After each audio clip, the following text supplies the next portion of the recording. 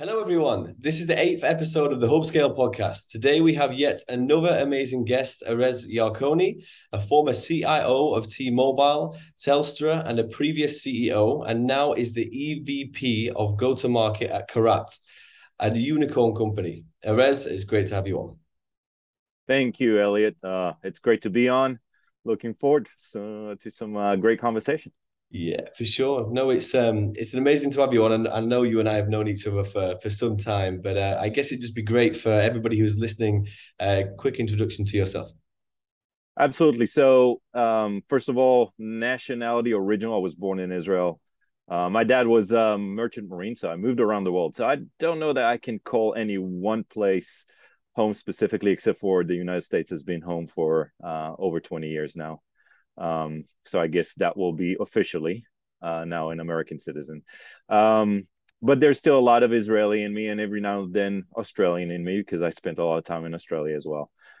As you said, I kind of ended up in operations the first half of my career in operations delivery, software development. That was as a CIO. I grew up from being a software developer.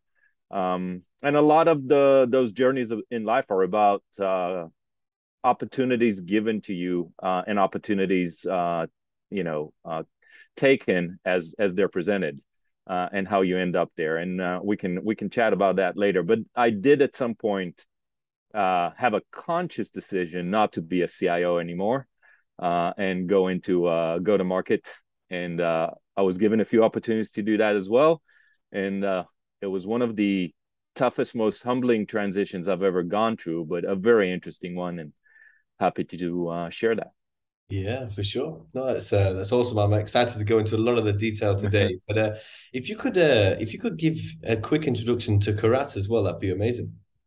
Yeah, so Carrot is a company that basically does technical assessments for software engineers on behalf of companies that are looking to hire software engineers. And Carrot is a technical assessment cloud. It's combined from workflow software that allows you to conduct the interview in a very professional way, that also gives you all the abilities to record it and waypoint it and find the right places in it, and capture and deliver the results.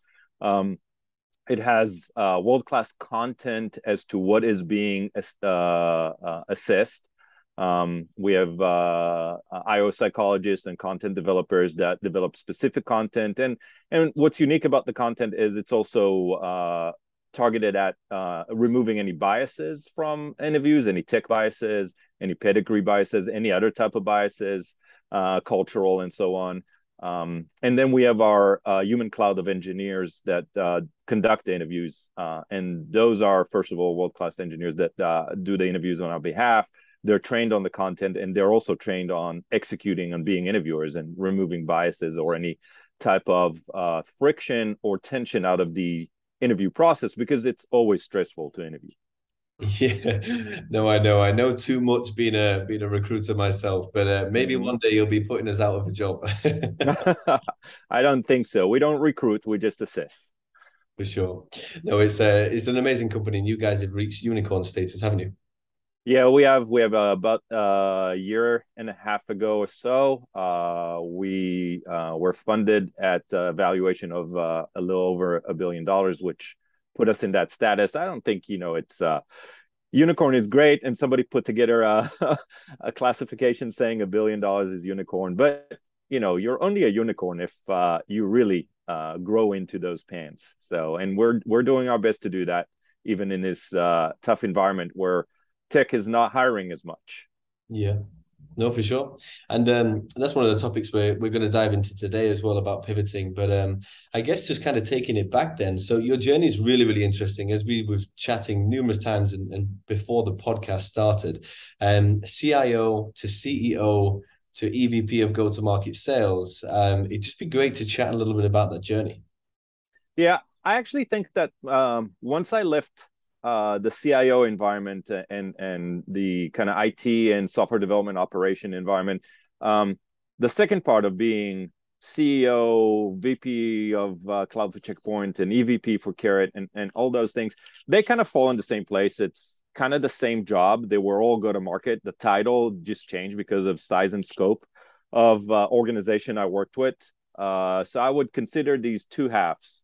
One, I started my career as a software developer, came out of actually math and computer science at school, but a software developer. And I was presented a few opportunities that then led me into becoming that. So, it's a little bit the journey taken is about the road you're on and how you travel it. So I went from being a software developer in Israel to getting the opportunity to travel with the software to the United States in order to support implementations and on-prem support. And that we're talking about, the early 90s. So a lot of stuff was still required you to be there to support it.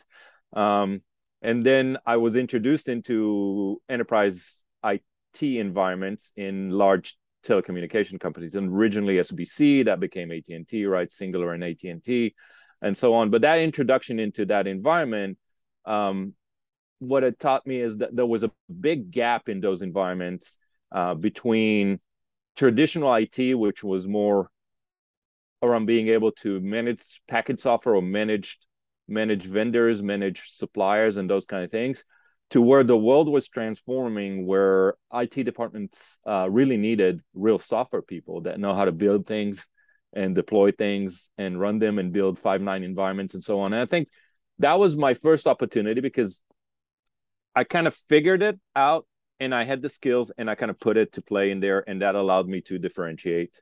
I was lucky.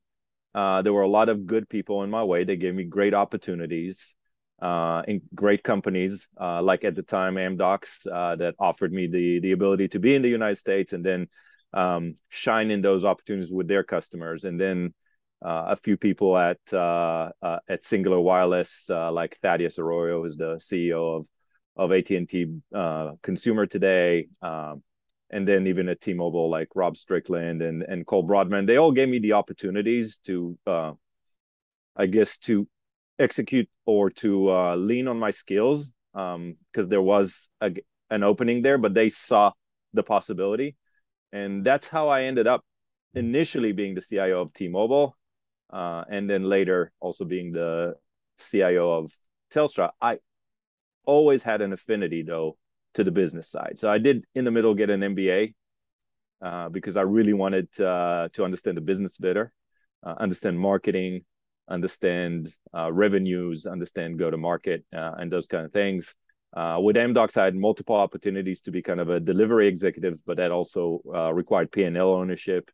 So that helped me as well. But what I can say is it was a great journey, ending up in some of these O-level positions of big enterprise companies like T-Mobile and Telstra. And you sit around the table with all the other big guys and girls, and you think you know what they're doing, and you think you can do the same thing. But there was a lot of learning when I decided I want to go do something else other than being a CIO. No, I can imagine, and that moves on to the next point, next question. Sorry, pretty nicely. So, how can you transition from a CIO to the go-to-market world? I don't know that there's a recipe. I don't know that everybody would take the same path.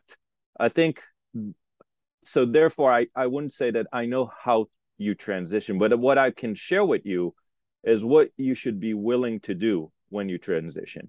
I think the first thing you got to understand is that observing go-to-market as a CIO or as an operation executive and so on is a great learning ground, but it doesn't really give you the background, the run rate of executing a go-to-market. And there's a lot to learn in that environment. There's a lot of skills in this soft skill art of being a go-to-market executive, and there's some hard skills and metrics in it as well, obviously, but there's a lot of skills to be learned that are not trivial. And so first thing you got to be willing is to listen and learn. The second thing is, as an executive, if you've grown up to be any type of executive in a company, you've learned how to build teams and to lean on people that know more than you do, especially in certain things. You can only know that much about everything you do, and then you got to bring people that know more. I think I'm stating the obvious when I say that. It becomes even more important when you do a pivot into another role. The third thing is, for me specifically, I went from being a CIO at Telstra, which, by the way, I never felt like I finished the job there. I was just doing it in remote, and I felt it was unfair to the team and the company, and that's why I stepped away. It was a little hard. Um, but I went from CIO Telstra to Aptio, where Sunny, the CEO, gave me an opportunity to run the customer operations, the renewals, the customer success, and so on. And you go from being a O level at a very large company and a little bit of a figurehead, um, to being an executive at a smaller company that requires your elbows to be deep in the operations. And you got to be willing to go back into doing things yourself, building things yourself, and you got to enjoy it. You got to be putting the hard work, and when you build things, there's a lot of failures in the middle as well. So you got to be able to deal with those. Yeah. And these are some of the things you want to have when you pivot. Yeah, no, for sure. I think it's interesting as well because you see just on that point there where you mentioned from a large company to a smaller organization, you see individuals moving from the likes of Cisco or IBM into smaller organizations where they have to really, really dig down and kind of get away all the feelings what they've had at the larger companies as well. So no, I can imagine that was a transition that you had to really put your mind to.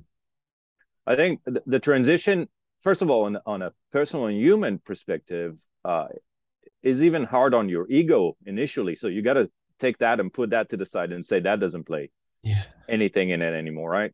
Because it was a conscious choice. It's something I made, so I can't bring that back into the equation. The second was around what are things that you expected are getting executed by the organization, by a team, or not. You have to find a way to use the resources available to a small company and mobilize those. So it's a different type of execution and operation, where in bigger companies, in some cases, almost feels like endless resources. Almost, it's never endless, and it's not really true, but almost. But in these, it almost feels like continuous constraint resources, and you have to basically work under continuous constraints and execute through those. And that's the magic of building and something from small to big, as opposed to stepping into a big thing that's kind of running and has momentum. Yeah, no, for sure.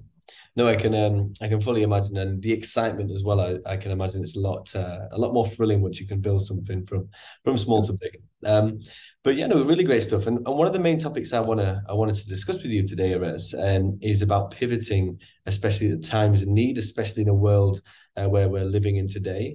So I guess it'd just be great to understand how can you pivot in a time like now, or in case of somewhat of a anything external that come in terms of the market.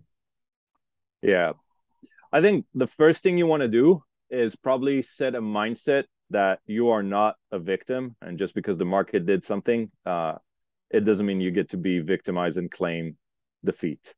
So the first thing is get that in your mind and figure out that you continue to plow forward, and therefore there is no choice. Now becomes the point is necessity is the mother of all invention.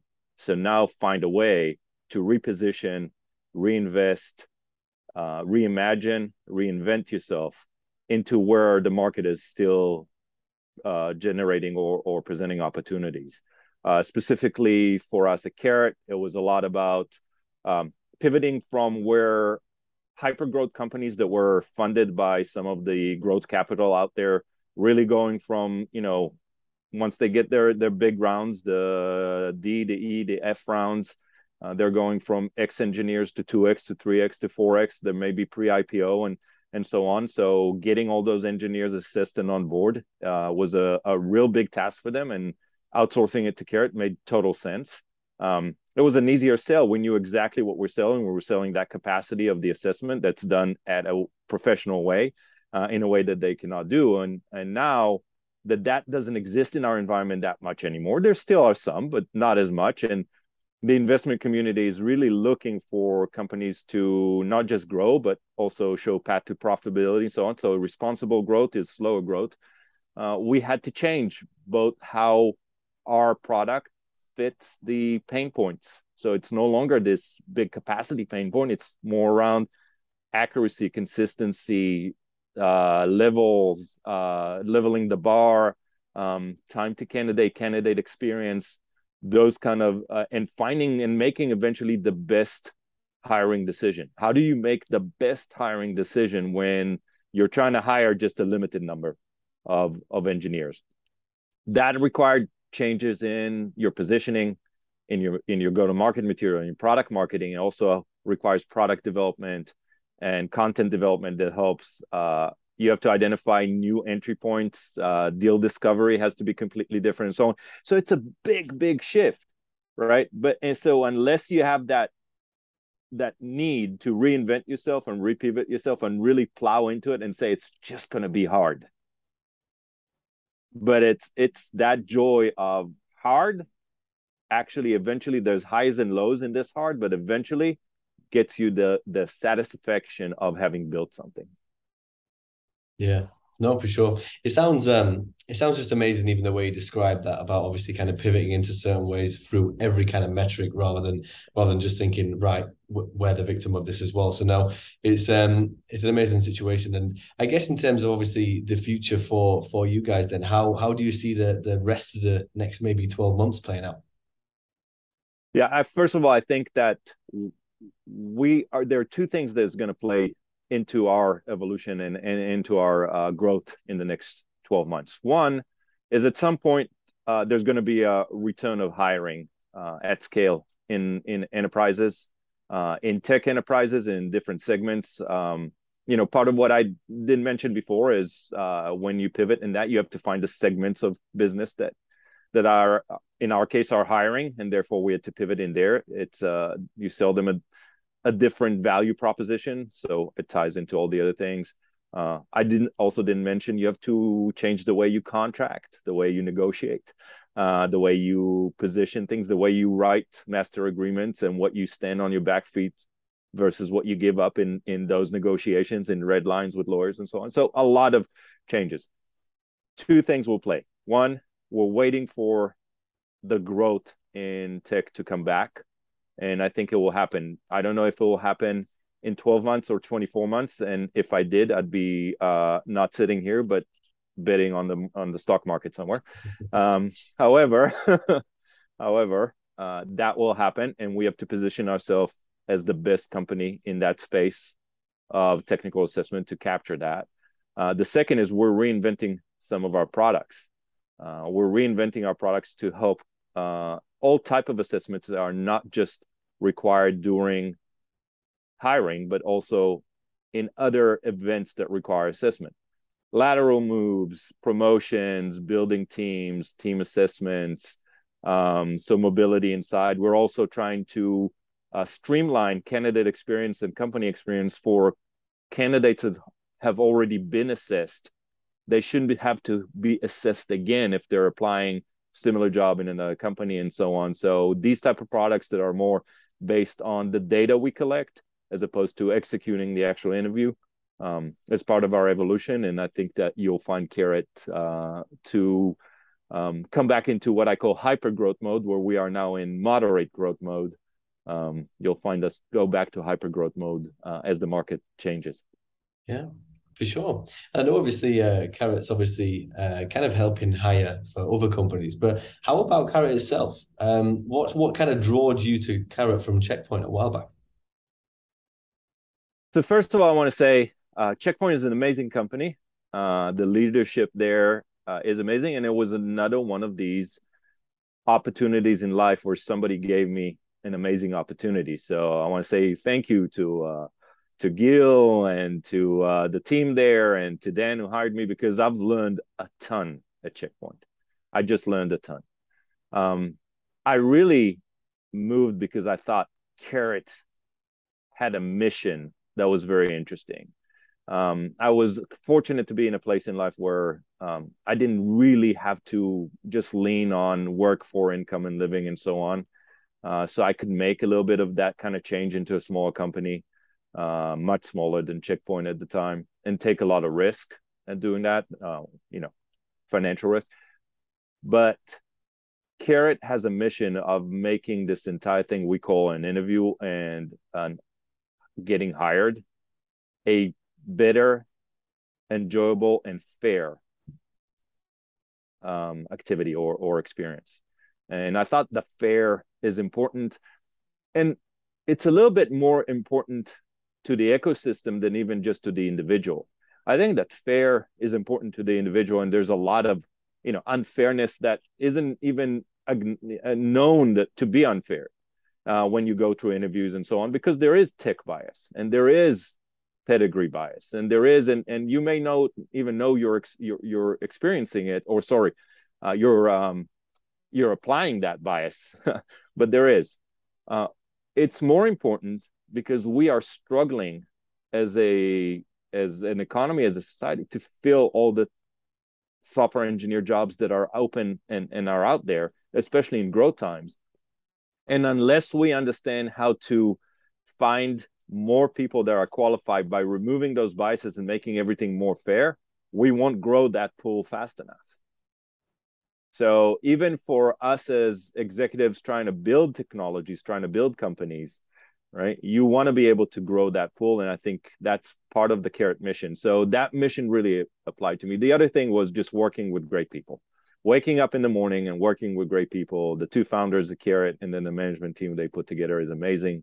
You wake up in the morning, you want to talk to them, you want to collaborate with them, you enjoy it. So that was the second part. Yeah, no, amazing.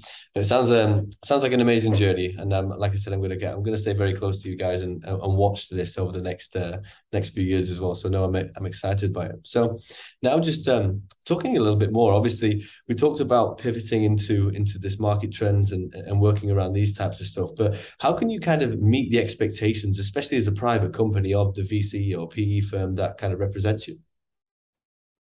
And there's two things that has to happen in those things. Expectations have to be reset, and I think most VCs and PEs that I've ever worked with totally understand what market conditions can do to a company our size or even bigger when the market is problematic. So there is tolerance and understanding in that. Even more than that, there is guidance and value add. I apologize about the plane going above me. Guidance and value add from those investment communities as to how to navigate this. So that's the first. However, I think what they expect from you is to be proactive, to take the reins and to drive with eyes wide open, understanding two things: that you have some vision and visibility to where you're driving because there's opportunity there, and you have some flexibility and ability to recognize the forks in the road you have to take in order to capitalize on opportunity.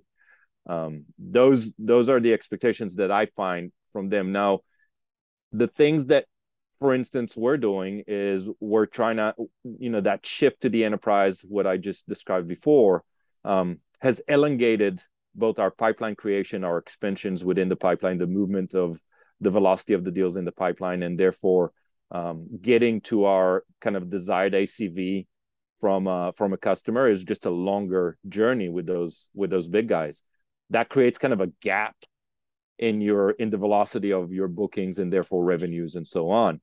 To accommodate for that, what we're finding is that we have to now double down on building our mid-market practice. In the mid-market, we find that we can still sell on capacity. The mid-market companies have a skill gap, and therefore the capacity gap is a little different. It's less about the volume capacity gap. It's more around the skill capacity gap. We find that, so we're doubling down on mid-market to accommodate and hedge for a little bit of that gap left in the pipeline velocity and pipeline conversion by putting most of our chips into this enterprise. And those are the kind of things they expect to see. The other things they expect to see is that you really, as a management team, are spending the time understanding to the nth level of exactly what's happening in your environment. And so I'm going to give a shout out to a little technology that I implemented called Gong. I don't think they're that little anymore, but that helped me understand to the nth degree what's happening in deal discovery and what we need to pivot from there, right? And how we need to rebuild our deal discovery as my sales team is talking to customers. But those kind of things, like inspecting every loss, every deal, understanding exactly what happened, understanding trends.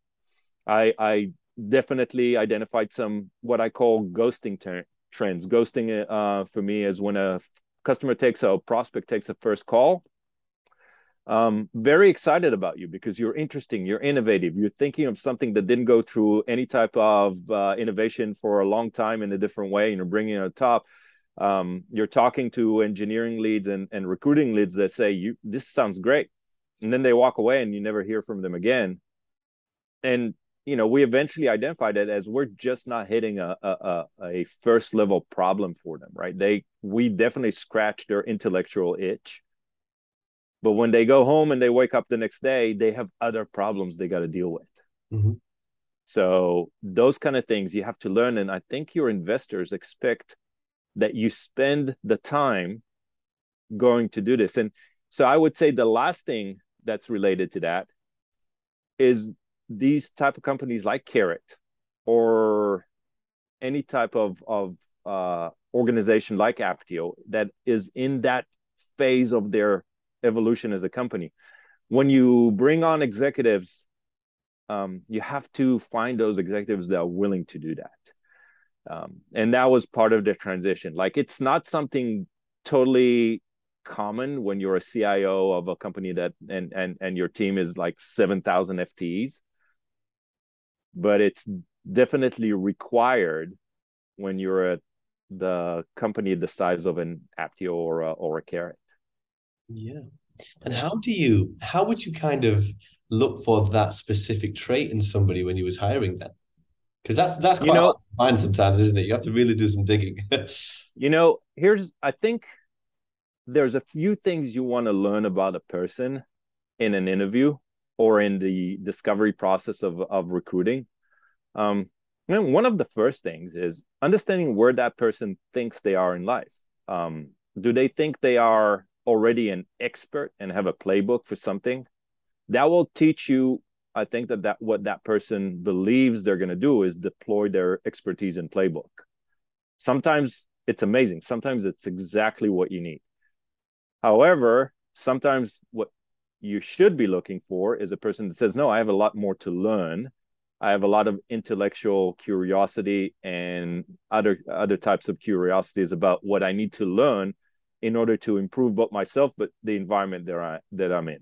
So I think through the conversations and through the discovery, you want to figure out, do you think you're already there and you're just coming in to deploy what you know? Or do you think you're still in a learning curve, but you're just a fast learner, a fast implementer, a very strong, you have strong abilities around finding the main things you need to do versus the things you don't need to do, prioritization and execution, and find those kind of executives to bring into the small environments. However, like I said, sometimes you just want the person with the playbook, right? Maybe it's a CFO and you're pre-IPO and you need the person with the playbook, the girl or guy that took somebody public before and they have the playbook. You don't want to reinvent that stuff. Yeah, no, I love it. I love it. There's two sides to it. I Yeah. think that's even for myself, obviously, when I spend all my day interviewing people and speaking to people, and no, they're definitely interesting topics to take into my own career as well. So no, I appreciate that. I appreciate that a lot. So I guess just kind of switching it back into another topic. I know you've been around the SaaS industry for a very long time, and I'm sure you've seen you have seen the transition from obviously on-prem to SaaS and the movement that is created over the past few years. So I'd just like to know a little bit more from your kind of perspective of where you think the SaaS market is going and how more can this evolve? Yeah, I think there's Well, I wish I knew exactly where the SaaS market is going. I think it's not going away. I think that as a service in general is here to stay. So any type of product you're delivering today more likely is going to be consumed as a service at a higher rate. I do think that there's a few things this industry has to figure out. Um, the first thing, and it's not different than previous software development and software products, is what are the main things the customer are using, what to invest in, and what are just those feature sets that don't get a lot of traction and don't make a lot of use and are really overhead on the environment. The second part is, how do I deliver to my customers eventually just an amazing experience? And a lot in the SaaS environment is around, is the service always available, always capable, always scalable, always delivering the core promise of what the customer bought it for, right? So that's the other thing you have to understand. What are you customers buying this for, right? And I'm stating a little bit of the obvious, and it was true as a CIO as well, right? Whenever you implemented something, you had to think about the community that uses those implementations in the exact same terms. So that hasn't changed, but now it's that moved from the CIO to the organizations that are delivering it as a service, and they have to take all those service levels and all that accountability to the organization that they are working with, of what the CIO used to carry. Now, there's obviously CIOs today carry a lot as well. There's still a lot of things that they have to be in charge of and deliver. And those ladies and gentlemen in those jobs have a very tough job. However, their partners delivering those as a service environments have just as much accountability to the organizations they're working with for the service levels and for the quality and productivity of what they're delivering, and therefore the gains they're creating for their customers, right? What benefits are they generating customers? I don't think SaaS is going away. I just think the ones that will be able to focus on that will be more successful. For sure. No, I love it. I love it. And I've only just got one more question for you today, Erez. And it's always an interesting one when I ask this question. So, and it's a little bit unique from coming from a CIO and technical background as well. So, if you could go back to the days of a software developer, what would you tell Mm-hmm. What would I tell myself in the days of software developer? Um, well, first of all, you're not the smartest person in the world, so listen to your user base and understand and understand why they're complaining about something, because when there's smoke there's fire. That would be the first thing. Learn about that. Don't have the Saturday Night Live IT support mentality.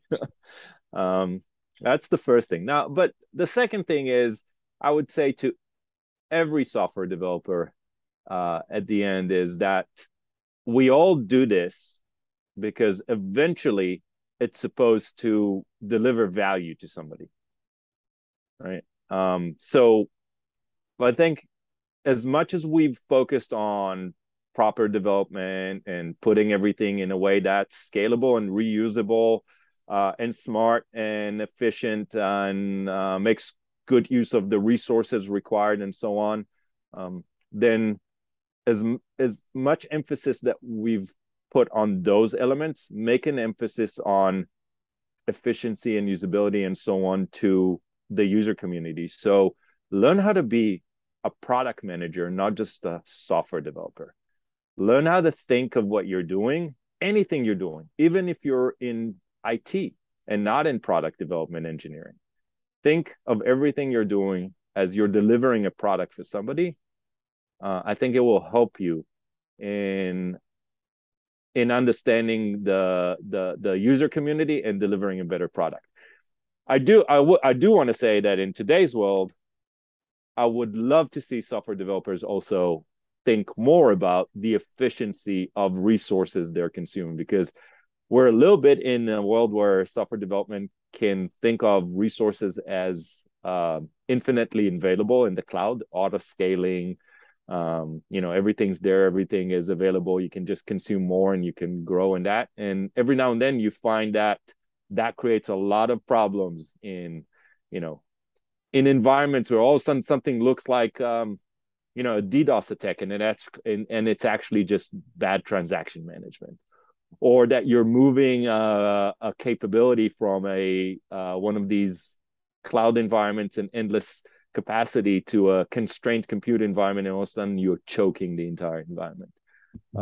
So learn that the world hasn't is not done with the need of optimizing resource consumption. Nice. No, they're very interesting, and I'll for sure that they'll take away, especially for some of the listeners as well, being in that type of world. So no, appreciate that, Erez, and really appreciate you coming on the podcast. And Absolutely. I wish you all the luck with Karat as well as you move forward. I really appreciate too, Elliot. I appreciate you having me on, and hopefully my main message of you just don't know as much as you think you do. So be open to learning more is was the theme of the message, and I hope it came across. So, Appreciate it. No, well, thank you very much. all right, take care. Bye bye. Bye.